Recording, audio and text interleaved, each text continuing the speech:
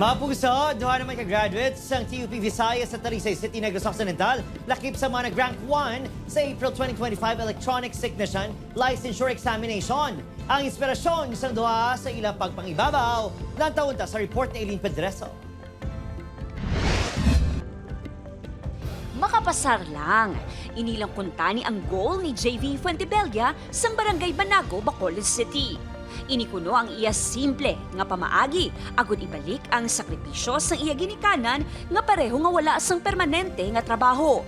Humalin sa naga-eskwela sa kolehiyo, tubtob nakagadwar kag naka-review na nangin problema gid ang pinansyal. Arap lang ng limited ka sa resources, budget mo imo pagkaon, challenge man sa part ang pagiging pigado sa mga review materials nga. Pero worth it ang tanan nga ini bangod sa pagwa sang resulta sang April 2025 Electronics Technician Licensure Examination, lakip ini sa mga nag-rank 1 sa kaupod ang isa pa ka negrense nga si John Frederick Aligado Valenton sang banwa sang Morsha nga nakakuha man sang 95% rating. Luwas sa duha, rank 1 man sa De Erico Luis Glodobe sa University of Santo Tomas, Alan Pangan sa Cebu Institute of Technology University, kag Daniel Vicho sa University of the Philippines, Diliman.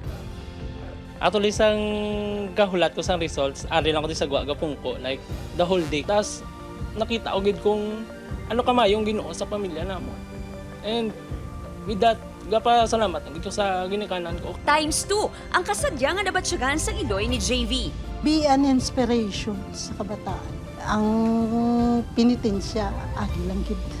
Sa natapos naman nga April 2025 Electronics Engineers Licensure Examination, nag-rank 8 si Brian Macperry Gilyang nga graduate man sa pareho nga bulutuan. Proud did ang mga manunudlo sa mga ini sa ilang na-achieve.